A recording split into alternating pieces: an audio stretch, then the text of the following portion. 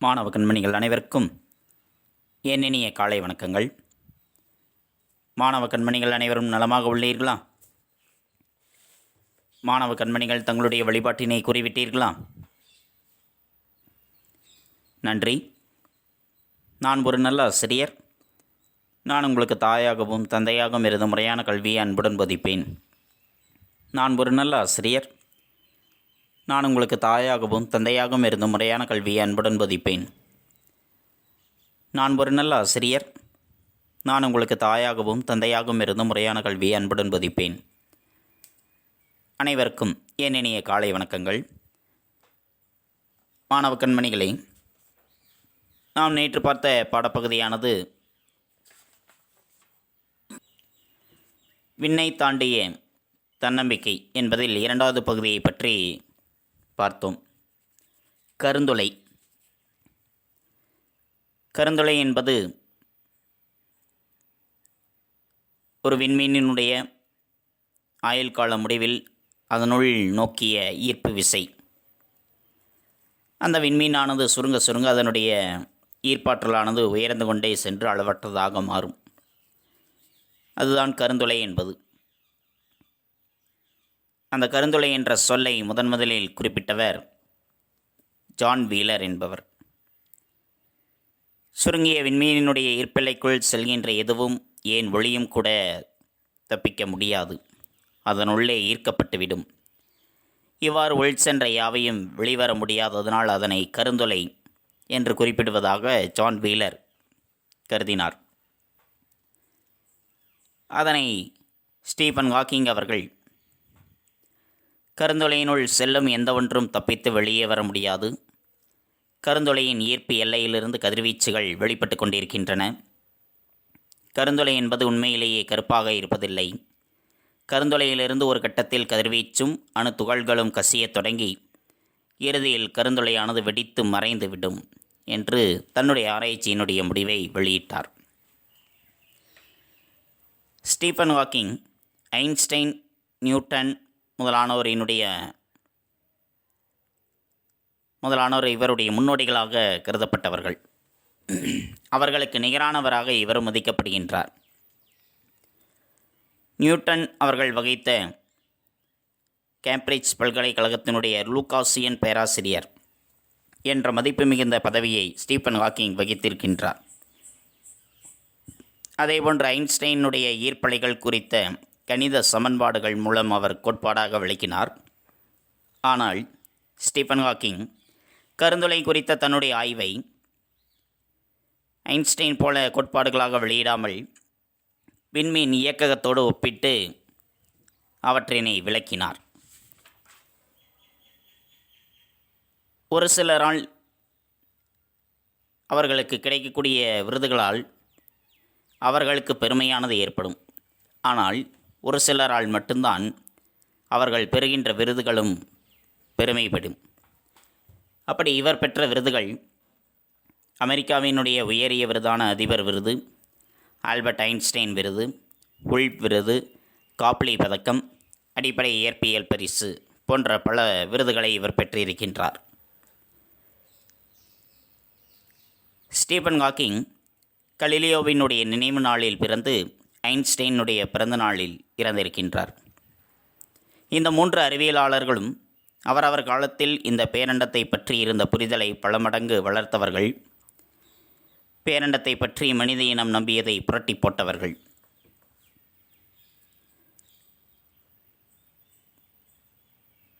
தன்னுடைய அறிவுத் தேடலில் தன்னுடைய உடல் உள்ள தடைகளை தகர்த்த மாமேதை என்று கருதப்படுகின்றார். அறிவியல் உலகம் மட்டுமல்லாது சமூக உளவியல் அடிப்படையிலும் தன்னம்பிக்கையினுடைய சிகரமாக விளங்கியவர்தான் ஸ்டீபன் ஹாக்கிங் அவர்கள். அதனை பற்றித்தான் நம் நேற்றைய பாடப்பகுதியில் கண்டுகளித்தோம். இன்று நாம் பார்க்கக்கூடியது இலக்கணம் பொது. பொதுவிலக்கணத்தை பற்றி நாம் பார்க்க இருக்கின்றோம். 5 இலக்கணங்களானது இருக்கின்றன.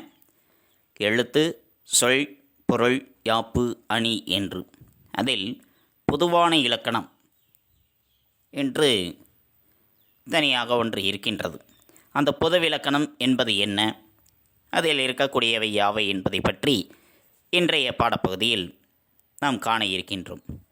பாடப்பகுதிக்குள் செல்லலாமா மாணவர்களே? செல்வதற்கு முன்னால் ஒரு சில வினாக்கள். ஸ்டீஃபன் ஹாக்கிங் அவர்கள் தன்னுடைய 60வது பிறந்தநாளை எங்கு கொண்டாடினார்? சூடான காற்று நிரம்பிய பலூனில் வானில் பறந்தபடியே தனது 60வது பிறந்தநாளை கொண்டாடினார். ஸ்டீஃபன் ஹாக்கிங் அவர்கள் பங்கேற்ற தொலைக்காட்சி தொடர்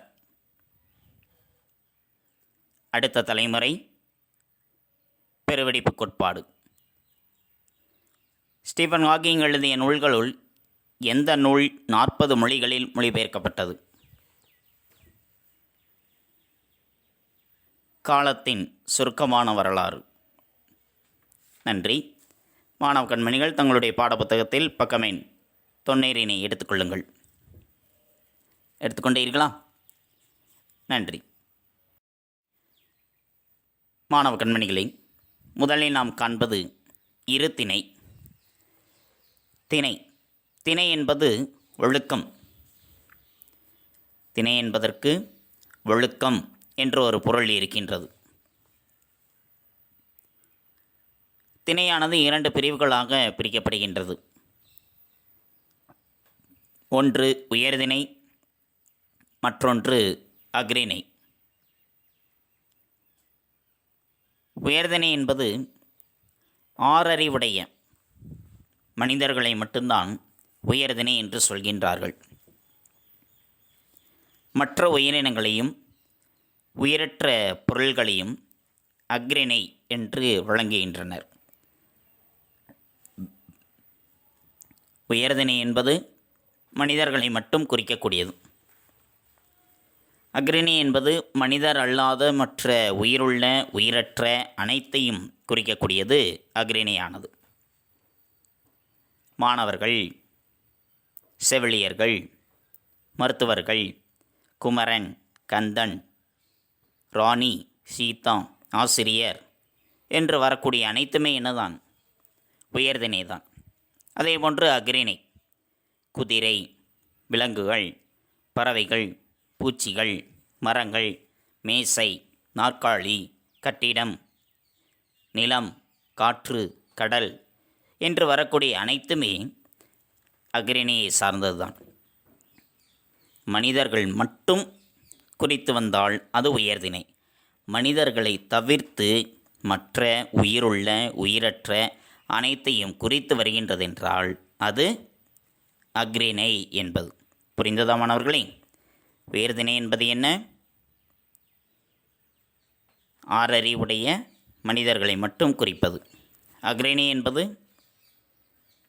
மனிதர்களை தவிர்த்த மற்ற உயிருள்ள உயிரற்ற அனைத்தையுமே குறிப்பது அஃறிணை என்பது. புரிந்து கொண்டீர்களா? நன்றி. அடுத்து நாம் காண்பது ஐம்பால்கள். பால் என்பது திணையினுடைய உட்பிரிவு. பால் என்பது திணையின் உட்பிரிவு. பால் என்பது பகுப்பு பிரிவு என்று பொருள் தருகின்றது.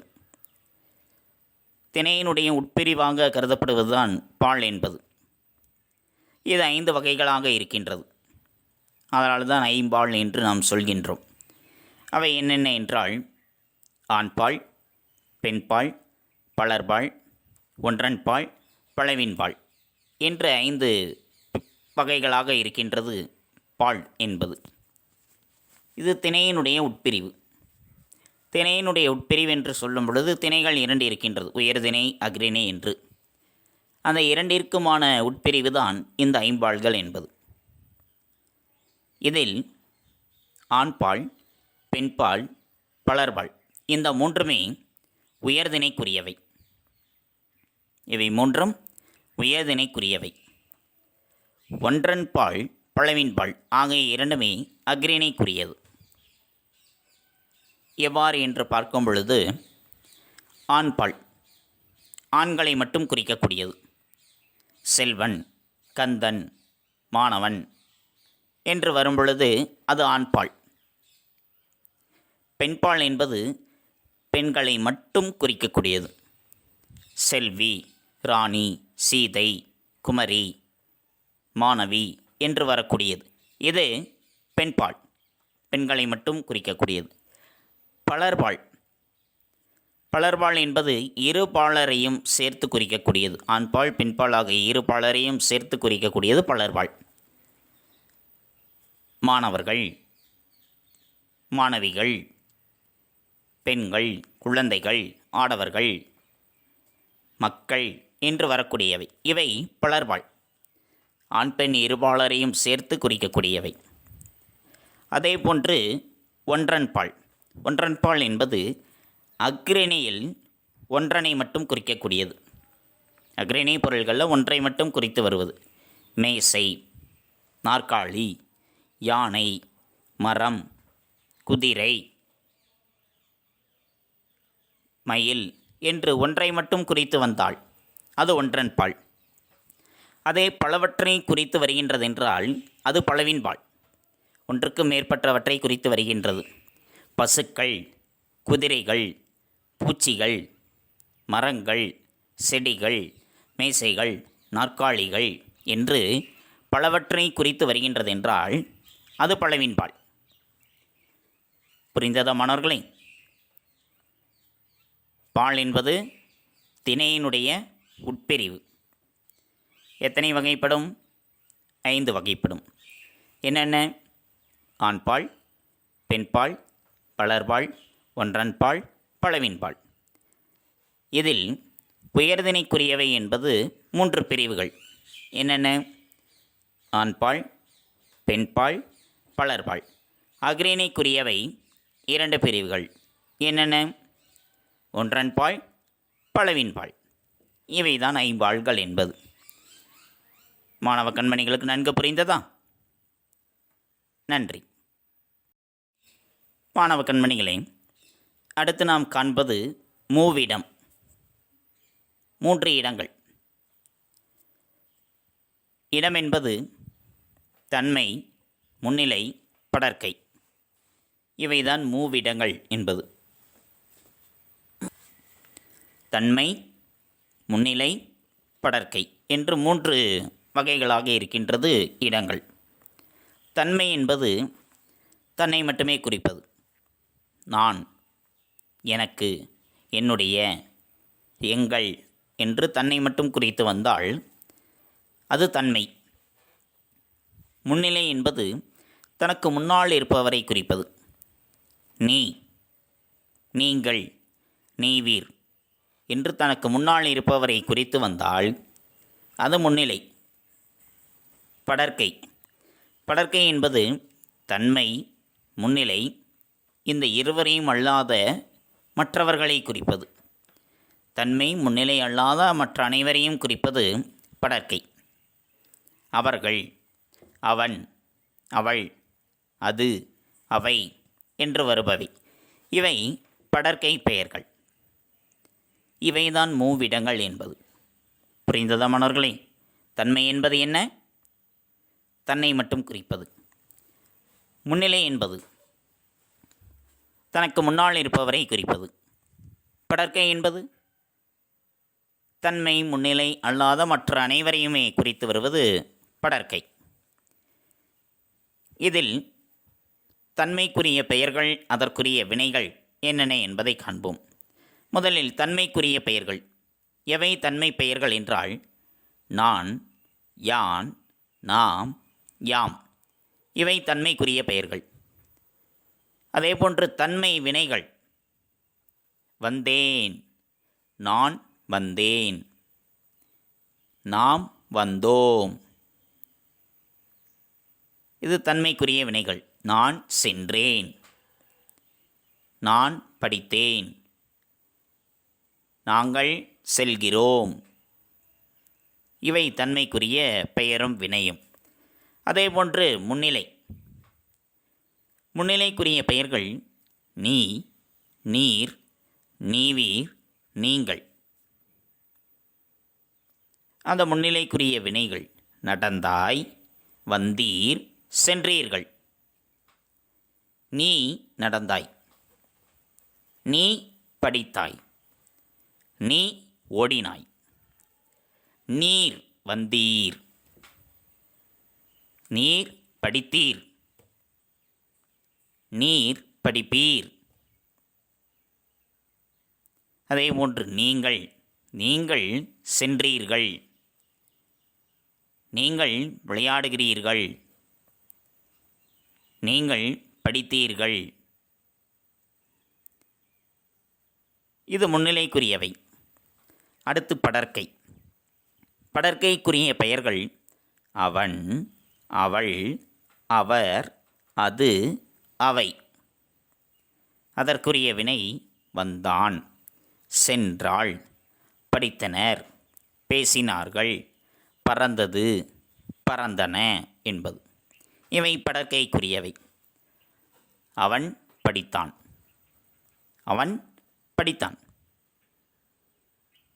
அவர்கள் வந்தார்கள். அது பறந்தது. அவை மேய்ந்தன. இவை படர்க்கைக்குரிய பெயரும் அதற்குரிய வினையும். புரிந்ததா மாணவர்களே? இவைதான் மூவிடங்கள் என்பது. மூவிடம் என்பது தன்மை, முன்னிலை, படர்க்கை. தன்மை என்பது தன்னை மட்டும் குறிப்பது. முன்னிலை என்பது தனக்கு முன்னால் இருப்பவரை குறிப்பது.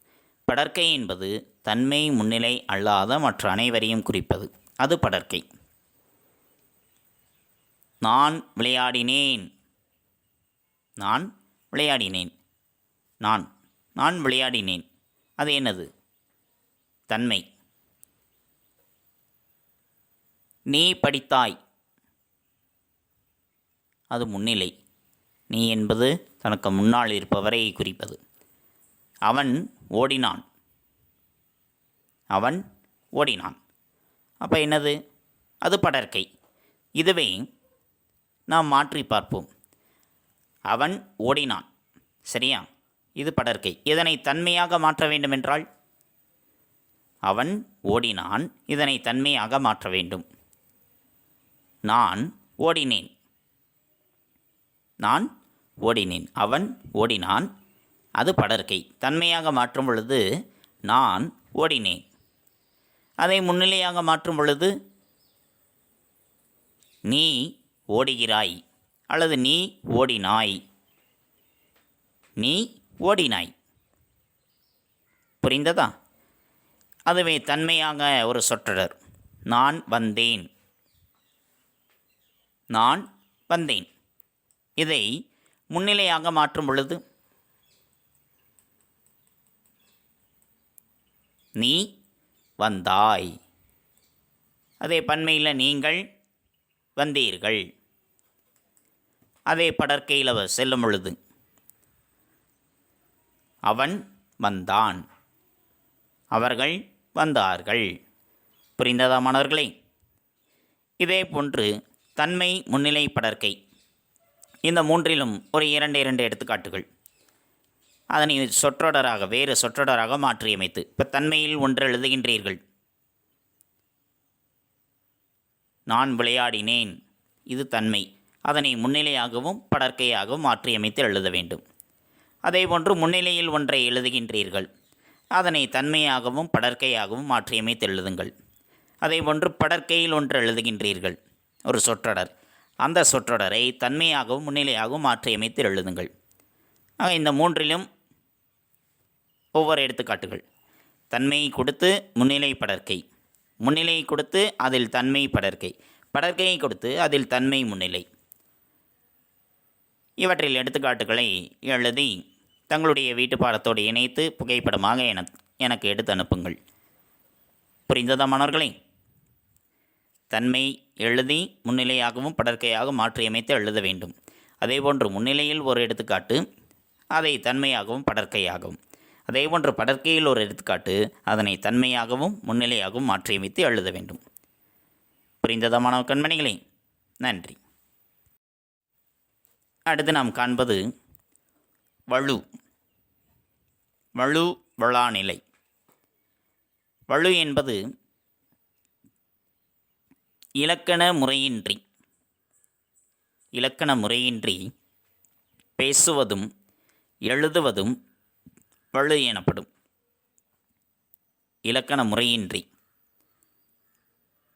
அதாவது குற்றமுடையதாக இருக்கக்கூடியது, பிழையாக இருக்கக்கூடிய சொற்றொடர். இலக்கண முறையை பின்பற்றாமல் பேசுகின்றோம், எழுதுகின்றோம் என்றால் அது வலு. குற்றம், வலு என்றால் குற்றம். அந்த வலுவானது 7 வகைகளாக இருக்கின்றது. வலு எத்தனை வகைப்படும்? 7 வகைகளாக இருக்கின்றது. என்னென்ன என்றால் திணை, பால், இடம், காலம், வினா, விடை, மரபு என்று 7 வகைகளாக இருக்கின்றது வலு. வலு என்பது என்ன? இலக்கண முறையின்றி பிழையாக பேசுவதும் எழுதுவதும் வலு, குற்றமுடையதாக இருப்பது. இப்போ முதலில் நாம் காண்பது திணை காண்போம். திணை வலு. திணை வலு என்பது திணை 2 திணைகள், உயர்திணை, அக்ரிணை என்பது. இந்த இரண்டுமே பிழையாக இடம்பெற்றிருந்தது என்றால், அதாவது எழுவாயும் ஒரு திணையாக, வினை மற்றொரு திணையாக அமைந்திருக்கின்றது என்றால், குமரன் வந்தது, குமரன் வந்தது. குமரன் என்பது உயர்திணை, வந்தது என்பது அக்ரிணை. அக்ரிணை தானே? அப்போ அது என்ன? திணை வலு. ஏனென்றால் குமரன் என்பது உயர்திணை, வந்தது என்பது அக்ரிணை. ஆக உயர்திணைக்குரிய ஒரு பெயர்ச்சொல் கொடுக்கப்பட்டு அக்ரிணைக்குரிய ஒரு வினைச்சொல்லானது வந்திருக்கின்றது. ஆக அது பிழையாக இருக்கக்கூடியது, திணைகளில் பிழையாக இருக்கின்றது. ஆக அது திணை வலு. புரிந்ததா மன்னர்களே? பெயர்ச்சொல் உயர்திணையாக இருந்தால் வினைச்சொல் உயர்திணையாக இருக்க வேண்டும். அவ்வாறு இல்லாமல் அக்ரிணையாக இருக்கின்றது என்றால் அது வலு. புரிந்ததா? அடுத்து இரண்டாவது இருக்கக்கூடியது பால் வலு. ஐம்பால்கள்: ஆண்பால், பெண்பால், பலர்பால், ஒன்றன்பால், பலவின்பால். இந்த ஐம்பால்களில் பிழையாக கொடுக்கப்பட்டிருந்தது என்றால் அது பால் வலு. பெயர்ச்சொல் எந்த பால் வகையை சார்ந்ததாக இருக்கின்றதோ அதனுடைய வினைச்சொல்லும் அதே வகையை சார்ந்ததாகத்தான் இருக்க வேண்டும். அவ்வாறு இல்லாமல் மாற்றி கொடுக்கப்பட்டிருக்கின்றது என்றால் அது வலு. இப்போ உதாரணத்திற்கு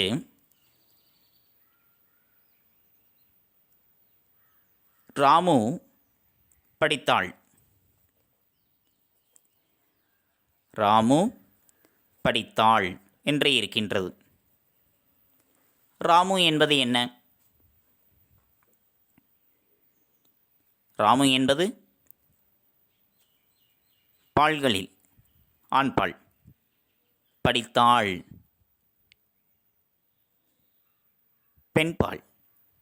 ஆக ஆண்பாலுக்குரிய பெயர்ச்சொல் கொடுக்கப்பட்டு வினையானது பெண்பாலுக்குரியதாக கொடுக்கப்பட்டிருக்கின்றது. ஆக அது என்ன? பிழையாக கொடுக்கப்பட்டிருக்கின்றது. அப்போ அது குற்றமுடையது. ஆக அது பால் வலு. புரிந்ததா? பெயர்ச்சொல் எந்த பால் வகையை சார்ந்ததாக இருக்கின்றதோ வினைச்சொல்லும் அதே வகையை சார்ந்ததாகத்தான் இருக்க வேண்டும். இல்லையெனில் அது வலுவாக கருதப்படும். அடுத்து மூன்றாவது நாம் காண்பது இடவலு. இடம், தன்மை, முன்னிலை, படர்க்கை. இப்பொழுதுதான் நாம் பார்த்தோம். அதில் பிழையாக கொடுக்கப்பட்டிருக்கின்றது என்றால்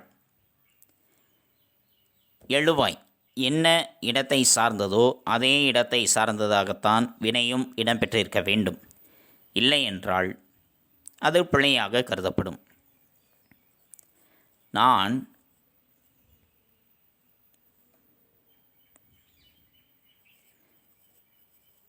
சென்றான்.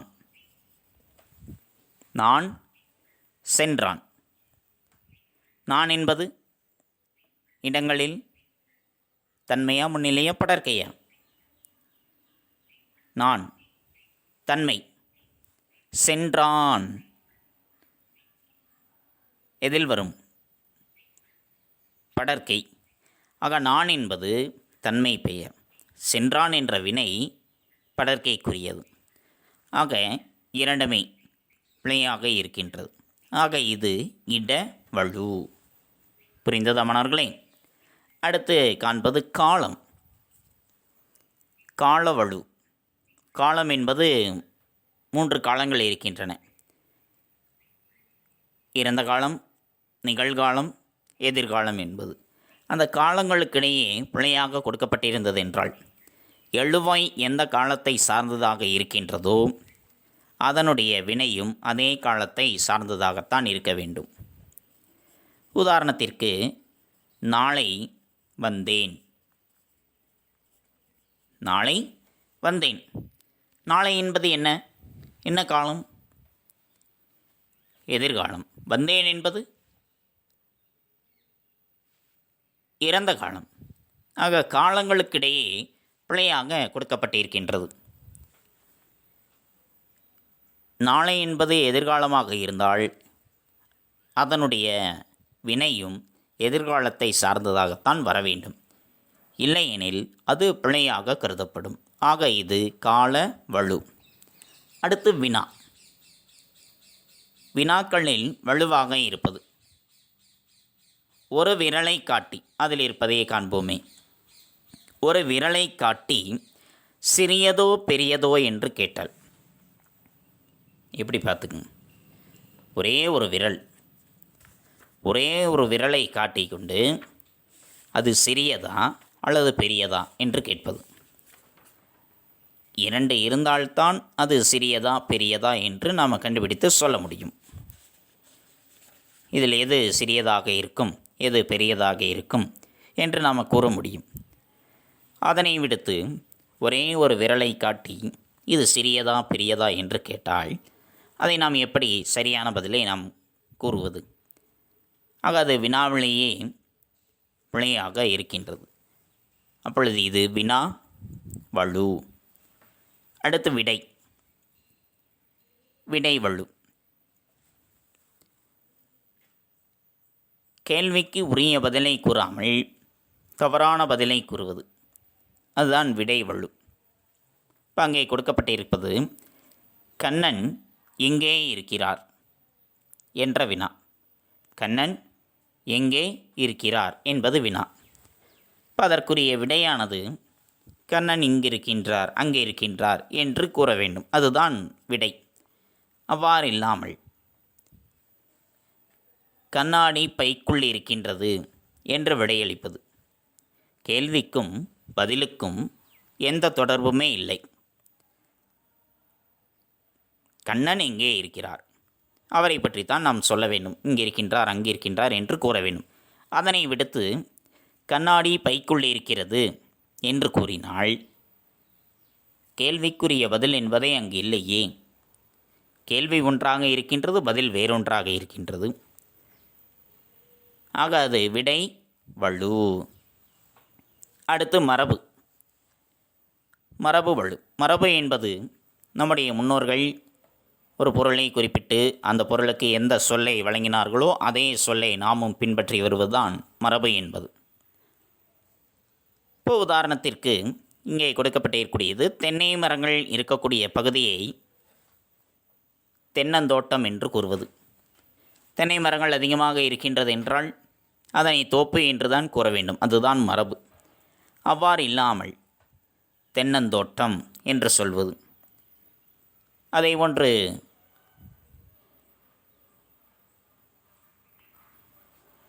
பறவை விலங்குகளினுடைய ஒளிமரபுகள். யானையினுடைய ஒளிமரபு பிளிரும். அவ்வாறு இல்லாமல் யானை கர்ஜிக்கும், சிங்கம் பிளிரும் என்று குறிப்பிட்டால் அது தவறு. ஏனென்றால் யானை பிளிரும், சிங்கம் கர்ஜிக்கும் என்றுதான் வர வேண்டும். அவ்வாறு உரிய பதிலை கூறாமல் அதனை மாற்றியமைத்து, மரபினை மாற்றியமைத்து நாம் பிழையாக சொல்கின்றோம் என்றால் அது மரபு வலு என்பது. இவைதான் வலுவினுடைய வகைகள். புரிந்ததா மாணவர்களே? வலு என்பது இலக்கண முறையின்றி பிழையாக பேசுவதும் எழுதுவதும் வலு என்பது. அவை 7 வகைகளாக இருக்கின்றன. திணை வலு, பால்வழு, இடவழு, காலவழு, வினாவழு, விடைவழு, மரபு வழு என்று. திணைகளுக்கிடையே பிழையாக இருக்கின்றது என்றால் அது திணைவழு. அதேபோன்று ஐம்பால்களில் எழுவாய் எந்த பால்வகை சார்ந்ததோ வினையும் அதே பால்வகை சார்ந்ததாக இருக்க வேண்டும். அவ்வாறு இல்லாமல் வந்தால் அது பால்வழு. இடம், மூவிடங்களுள் எழுவாய் எந்த இடத்தை சார்ந்ததாக இருக்கின்றதோ அதனுடைய பயனிலையும் அதே இடத்தை சார்ந்ததாக இருக்க வேண்டும். அவ்வாறு இல்லை என்றால் அது வலுவாக கருதப்படும். காலம், எழுவாய் எந்த காலத்தை சார்ந்ததாக இருக்கின்றதோ அதனுடைய பயனிலையும் அதே காலத்தை சார்ந்ததாக இருக்க வேண்டும். அவ்வாறு இல்லாமல் பிழையாக வந்ததென்றால் அது காலவழு. வினா, உரிய வினாவினை கேட்க வேண்டும். அப்படி உரிய வினாவினை கேட்காமல் தவறாக வினாவினை நாம் கேட்கின்றோம் என்றால், பொருந்தாத வினாவினை நாம் கேட்கின்றோம் என்றால் அது வினாவழு. விடைவழு, வினாவிற்கு உரிய விடையினை கூற வேண்டும். அவ்வாறு இல்லாமல் அதற்கு தொடர்பில்லாத ஒரு விடையினை நாம் சொல்கின்றோம் என்றால் அது விடைவழு. மரபு வழு, மரபு சொற்கள், விலங்குகளினுடைய ஒளிமரபுகள், பறவைகளினுடைய ஒளிமரபுகள் அல்லது பொருட்களினுடைய கூட்டப்பெயர்கள், இதற்கு எந்த பெயர் வைக்கப்பட்டிருக்கின்றதோ அந்த பெயரைத்தான் நாம் பயன்படுத்த வேண்டும். அவ்வாறு இல்லாமல் அதனுடைய பெயரை நாம் மாற்றியமைத்து சொல்கின்றோம் என்றால் அது மரபு வழு என்பது. இவைதான் வழுவினுடைய வகைகள். புரிந்ததா மாணவர்களே? நன்றி. மாணவ கண்மணிகளை, இதுகாரும் நாம் கண்டறிந்தது இலக்கணம் பொது என்பதில் திணைகள், இரு திணைகள், திணையினுடைய வகைகளை பற்றி பார்த்தோம். உயர்திணை, அஃறிணை என்பது. அடுத்து ஐம்பால்கள். பால் என்பது திணையினுடைய உட்பிரிவு. அவை 5 வகைகளாக இருக்கின்றது. ஆண்பால், பெண்பால், பலர்பால், ஒன்றன்பால், பலவின்பால் என்று. அதனுடைய வகைகளை பற்றியும் நாம் பார்த்தோம். அதேபோன்று அந்த உயர்திணைக்குரிய பால் பகுப்புகள் எவை, அஃறிணைக்குரிய பால் பகுப்புகள் எவை என்பதை பற்றியும் நாம் பார்த்தோம். அடுத்து மூவிடம். தன்மை, முன்னிலை, படர்க்கை என்று 3 வகைகளாக இருக்கின்றது. தன்னை குறித்து வந்தால் அது தன்மை, தனக்கு முன்னால் இருப்பவரை குறித்து வந்தால் அது முன்னிலை, தன்மை முன்னிலை அல்லாத அனைவரையும் குறித்து வந்தால் அது படர்க்கை. அதனை பற்றியும் நாம் கண்டோம்.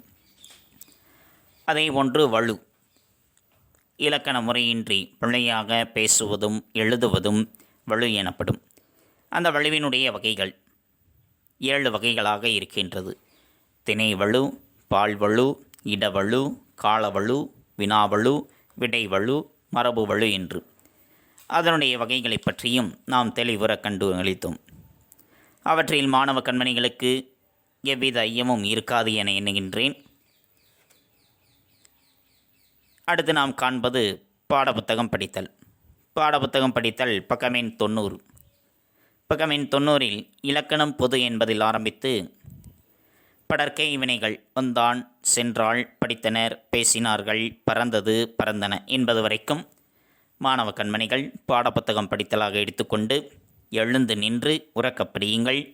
தங்களுடைய படித்தல் பயிற்சியினை சற்று மேம்படுத்திக் கொள்ளுங்கள். அடுத்து நாம் காண்பது வீட்டுப்பாடம். வீட்டுப்பாடம் பக்கம் எண் 93. பக்கம் எண் 93இல் 2வது குருவினா. வருகின்ற கோடை விடுமுறையில் காற்றாலை மின் உற்பத்தியை நேரில் காண்பதற்கு ஆரல்வாய் மொழிக்குச் செல்கிறேன். இத்தொடர் கால வழுவமைதிக்கு எடுத்துக்காட்டாக அமைவது எவ்வாறு என்ற வினாவும் பக்கம் எண் 94இல் 5வது வினா. சீசர் எப்போதும் என் சொல் பேச்சை கேட்பான், புதியவர்களை பார்த்து கத்துவானை தவிர கடிக்க மாட்டான் என்று இளமாறன் தன்னுடைய வளர்ப்பு நாயை பற்றி பெருமையாக கூறினார். இதில் உள்ள திணை வழுவமைதிகளை திருத்தி எழுதுக என்பது. இந்த 2 வினாக்கள் தான் வீட்டுப்பாடம். இதற்குரிய விடையானது உங்களுடைய கோனார் தமிழ் உரையில் பக்கம் எண் 133இல் இடம்பெற்றுள்ளது. பக்கம் எண் 133 எடுத்துக்கொண்டீர்களா? அதில் கீழே கொடுக்கப்பட்டுள்ளது. வருகின்ற கோடை விடுமுறையில் காற்றாலை மின் உற்பத்தியை நேரில் காண்பதற்கு ஆரல்வாய் மொழிக்குச் செல்கிறேன். இத்தொடர் கால வலுவமீதிக்கு எடுத்துக்காட்டாக அமைவது எவ்வாறு? மேலேயுள்ள தொடர் வருகின்ற கோடை விடுமுறையில் காற்றாலை மின் உற்பத்தியை நேரில் காண்பதற்கு ஆரல்வாய் மொழிக்குச் செல்வேன் என அமைதல் வேண்டும். அவ்வாறு அமையவில்லை என்றாலும் நாம் பிழையாக கருதுவதில்லை.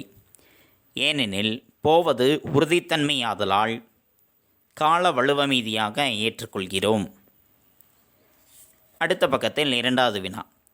சீசர் எப்போதும் என் சொல் பேச்சை கேட்பான், புதியவர்களை பார்த்து கத்துவானை தவிர கடிக்க மாட்டான் என்று இளமாறன் தன்னுடைய வளர்ப்பு நாயை பற்றி பெருமையாக கூறினார். இதில் உள்ள திணை வழுக்களை திருத்தி எழுதுக. சீசர் எப்போதும் என் சொல்லை கேட்கும், புதியவர்களை பார்த்து சப்தம் செய்யுமே தவிர கடிக்காது என கூற வேண்டும். இங்கு அன்பு காரணமாக அக்ரிணை உயர்திணையாக கொள்ளப்பட்டது. இந்த 2 வினாக்கள் தான் வீட்டுப்பாடம். இந்த 2 வினாக்களையும் ஒரு முறை எழுதி பலமுறை படித்து கொள்ளுங்கள். தெளிவுரை எழுதுங்கள். தங்களுடைய கையெழுத்து பயிற்சியையும் சற்று மேம்படுத்தி கொள்ளுங்கள். மீண்டும் அடுத்த பாட வேளையில் சந்திப்போம். நன்றி, வணக்கம்.